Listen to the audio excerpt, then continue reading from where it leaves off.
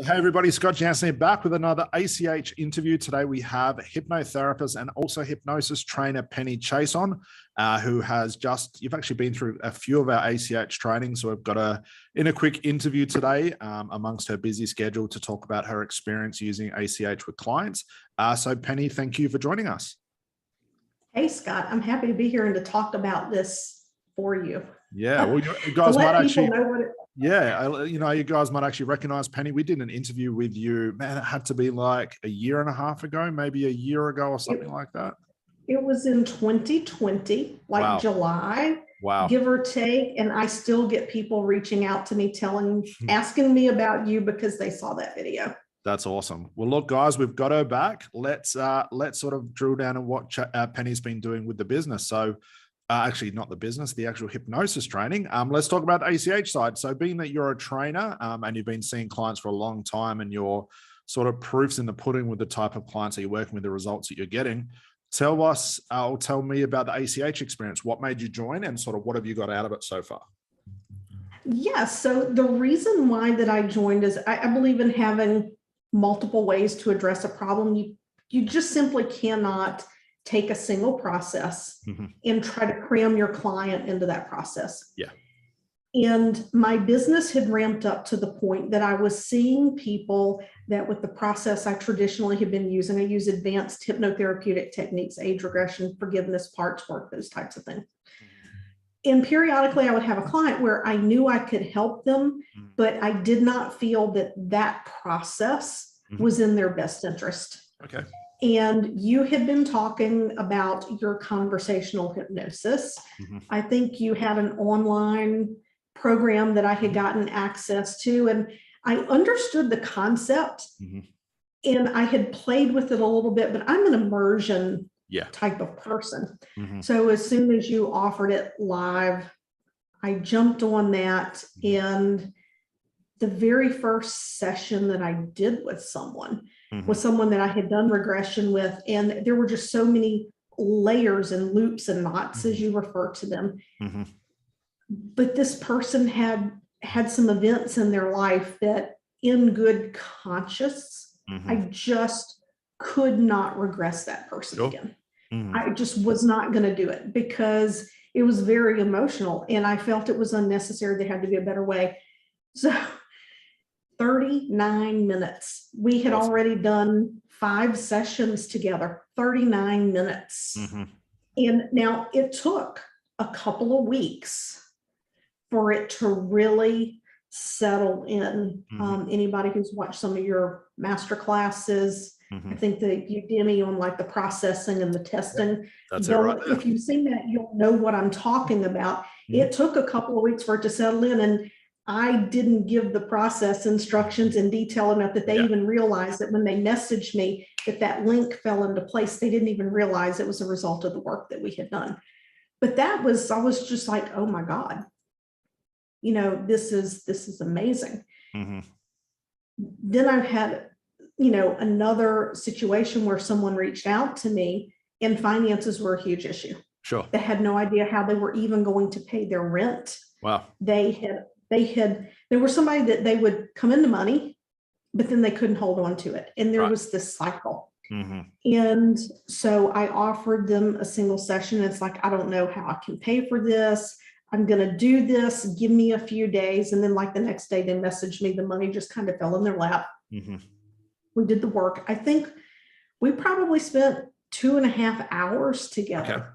But in that 2.5 hours, we untangled so many erroneous connections and beliefs that if we had been doing my traditional process, we would have been looking at 6, 7, or 8 sessions. Wow. And I can say that because I've done at least 2,000 age regression and forgiveness sessions. So I can observe and recognize what the person is processing. Sure. And that one session, and then the next month had their first $10,000 month. Wow. Wow. Yeah. Because it was just the mentality around the money and fear of asking for money because, oh my God, if I get the money, I might lose the money. So why have the money in the first place? Yeah. If that makes sense. So I'm rethinking the way I approach everything, and I'm getting away from the traditional processes and going more towards this. I mean, certainly I do the emotional work if someone needs it. Sure. But yeah, I love this. I've actually had to get away from free strategy calls. Yeah. You, Scott. Yeah. I've solved the problem on the call a couple of That's times. the only And it's just like, downside. you ask one question too many, and it's like, there you went and did it. And I even had a client who paid, like on the strategy call, they paid. We scheduled a call, and then 3 weeks later, you know, when they were ready to do their call, they're like, oh, well, that's all fixed. I've done this, this, and this. Can we just do some relaxation? I'm like, sure. Oh, yeah. I mean, that's Sure, that curiosity frame and asking the right questions and being curious with that question and things like that. That's the only downside. If you do it in the wrong places, like the strategy calls, it sort of bites you in the backside, but it shows you it works outside of therapy as well. Yeah. I love it. It's funny, and not funny like watching the clients funny. It's just so curious, to use your word. It's curious to watch how we get so tied up in knots. Yeah. And then to watch them unravel.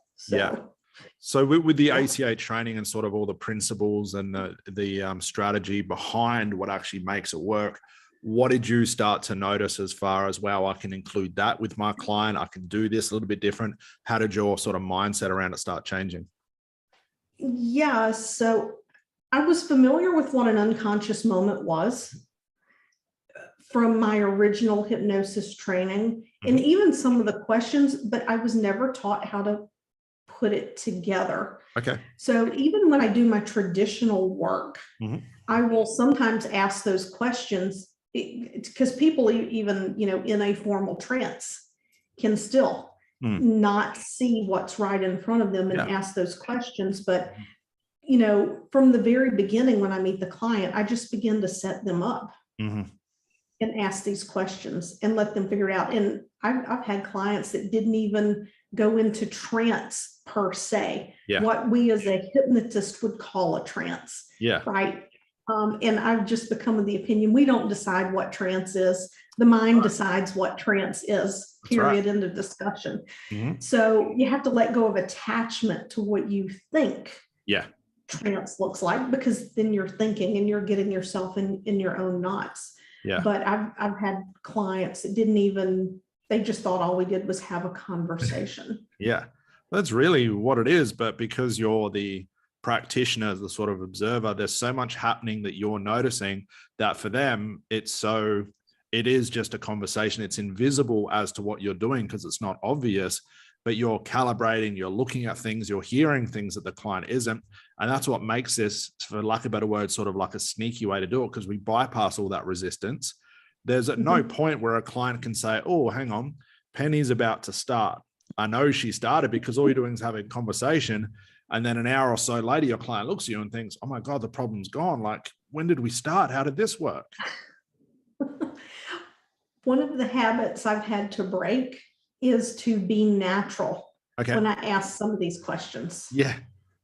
Right. Because sometimes I'm thinking, okay, you know, where do I want to go with this? Like, what is the most like out of this world question I could ask, you know, and you tell us not to think too much about it, but sometimes I notice like, okay, I'm not quite natural enough, and but that's okay. It all comes with practice. And one of the things I've learned is that sometimes what on the inside feels like it would be like, oh my God, I would never ask that. That's exactly the question you have to ask. That's that question. And then it's just like, boom. And again, that's just asking the questions that no one has ever asked them before, but you know, as a very seasoned and experienced hypnotherapist, they are the most important questions, because it gets to that place where they need to go super quick without having to beat around the bush and just ask any old question. Yeah, I had a client once with this metaphor that I was sitting there thinking, oh my God, I never would have chosen this as a metaphor. You know, they didn't come to me for depression or anxiety, but they had a past history of it. And as we're sitting there unraveling things, they start talking about feeling like they're going underwater, like I'm drowning, like I'm underwater. And like the way they solved their problem was, oh, I can just float. Beautiful. I can just float. I can just let the waves wash over me and I can float. And that person went into trance for 45 minutes. Wow. I literally sat here for 45 minutes. Just waiting. Yeah. Just waiting. And they were just doing their own thing. I could see the rapid eye movements. They were processing like crazy. I didn't need to say a thing. Yes. That's the therapy. That's again, that's what we ruin. A lot of us, and I fell into this trap when I first started, we ruin the very art or the very magic of the unconscious mind doing what it's supposed to do in processing, but we interrupt it by talking and telling stories and language patterns, all the stuff that it only serves to interrupt what's already happening in front of us. Yeah. Can I share something? Of course. When I first trained, I did a basic training. You learn the basics of hypnosis and the progressive relaxation induction and all the scripts. The greatest amount of stress from doing it that way was literally, what script am I going to have for the next session? Yeah. And then the client comes in and something has shifted with the issue. The script's inappropriate. Or you think you have a beautiful script, you go through the script, you emerge them, and you're like, so, what was most impactful for you, or what did you enjoy the most? And like, I hate the beach. Yeah. It's like, use the wrong metaphors. Yeah. It was like your whole script was about the beach or the forest or what. It's like, this just takes, even the other advanced processes I use took that away. Yeah. But this just really, the client gives themselves what they need. That's right. You just have to set those parameters and let it go. Yeah. Yeah. So what's been the most surprising thing for you using ACH? The most surprising thing is that literally, for example, that one client, in 2.5 hours, we went through 7 or 8 sessions worth of work. Wow. Little mini because session. I periodically will just reach out and say, hey, how are you doing? I see that you're doing X, Y, and Z, right? Because they're on social media. And it's like, oh, it's great. It's awesome. So that's the thing. Now, is that going to be true of every person? Probably not. It depends on what's going on, the issue that you're dealing with. And that's why I believe in having more than one way to approach things. I recently have a client that they've done years of therapy. I've done some age regression, but they literally, you can see it. Boom, wall goes up. Yeah, the resistance. Yeah. So we've done a bit of ACH. And sometimes it was like wall went up at one point. It was like, okay. And then one time they reached out, they're like, I just want to talk. I'm happy to come somewhere that I won't be judged. Okay. I'm like, I just let them process through and periodically asked a question. And then the next time we met, everything just fell away. That's awesome. Well, looking at your experience with clients and all the extra trainings you've done sort of with ACH, what do you think? What's been the most important thing for you to learn, sort of putting all the pieces together? To just let go. That is of any expectations of what the session looks like. Yeah. I had done that to some degree in my work anyway, but with ACH, you really are the passenger in the bus, not the bus driver. Yeah. Yeah. You're like, oh, is that a tree over there? Yeah. Every client is different. Every problem's different. So what the hell are we preparing for? What are we stressing out for? We can't, because if you start thinking ahead, you're now planning your path of attack, and that's not the place to go. Well, yeah, you start to steer the session. Yeah. And there's no way we can know what's going on subconsciously. You can have an idea. You can have a frame of reference, but that doesn't mean that has anything to do with the person who's sitting in front of you. Yeah. You look at the solutions that your clients have come up with. I know for myself, and what I was talking to the other people before, And I know for myself, the stuff that these lawyers and my clients came up with, I could have had a million guesses and I still never even got close to the resources that they come up with. And that's the magic of it. We don't have to think ahead. We can just be there. Yeah. I had someone with claustrophobia specifically related to elevators. Okay. And based on the things that they told me, there were a million different directions I would have steered that. And what it all came down to was companionship was needed. Wow. I never would have come up with that. Just someone to talk to. Wow. And what does that have to do with elevators? A friendship level, nothing. Who knows? And that's the important part. That's the fun part of it. Yeah. Yeah. Well, that's awesome. It's so good to see. I mean, I'm talking to other students as well, you guys progressing so much with this, but also I think bringing that fun and enjoyment back to therapy. Doesn't always have to be serious. Doesn't have to be the pressure and stress, to actually enjoy. I know I sit down in front of my clients and think, wow, I wonder where this is going to go today. I hope this goes somewhere crazy because I want to have some fun with it. If I could shift anything, it's like, I wish that I could predict how long it takes. Yeah, that's a hard part. You just can't do that. So, I tell people to block a little bit longer. I'm like, you might be surprised at how fast this actually goes. Yep. But you know what? I want to be thorough with the job. So let's just block off this much time. Yep. And that comes with experience. You'll start to notice these things. But again, we can't predict too much. We can get a reference, but predicting too much, like you block out 2 hours and the session is done in 10 minutes, then the next client comes in and it's 2 hours on the dot, but at least you've got, you're doing so much in that amount of time and doing it thoroughly. Like you said, that's the only thing that counts. Yeah. Yeah. That's awesome. awesome. So anyway, thanks for sharing this with all of us. My absolute pleasure. Well, that's all my questions. So thank you for sharing your experience. I'm going to see you at the next ACH training in I think about 3 odd weeks or something like that. Then Masters is 2 weeks after that. So we're good to go.